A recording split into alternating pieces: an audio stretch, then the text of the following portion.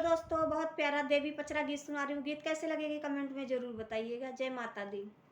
विंध्य पहाड़िया से चालली मायरिया हो सेवा के घरवाना, हो सेवा के घरवाना।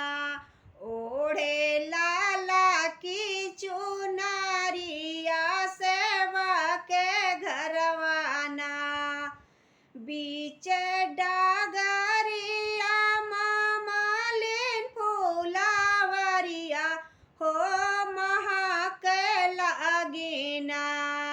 फूला बेलावा चमेलिया महक लगिना, महक लगिना। फूलवा गमा के मैया बेलावा चमेली होठो मुकी गईली ना, होठो मुकी गईली ना। माई मालिन फूलावरिया ठुम के गईली ना। घूमते घूमते माई मालिन फूलावरिया होला भाई गईली ना, होला भाई गईली ना। देखे अढ़ाउल के फूलावा लो भाई गईली ना। देखे अढ़ाउल के फूलावा लो भाई गईली ना।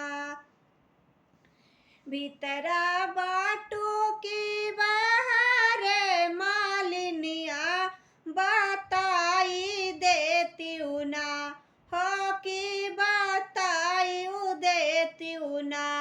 दामे अढ़ाउल के फूलावा बताई देती ना।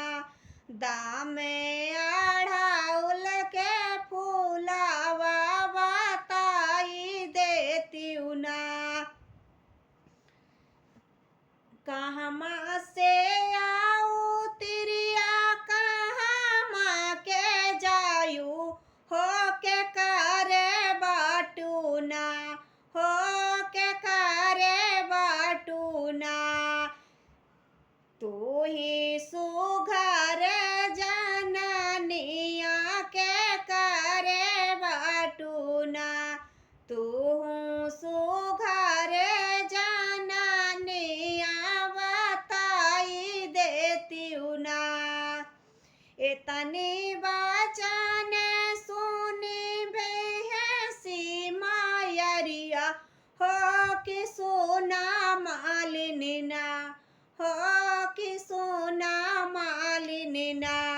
बोलाई जागे महातारिया सोना हो मालिना।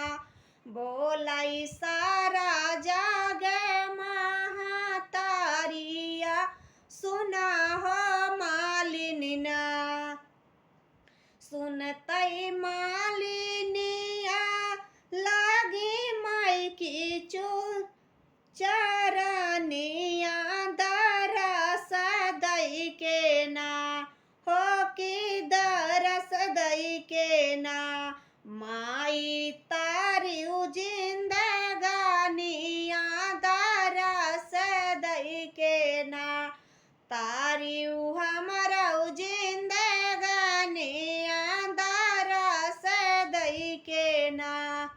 गीत कैसी लगी दोस्तों कमेंट में जरूर बताइएगा।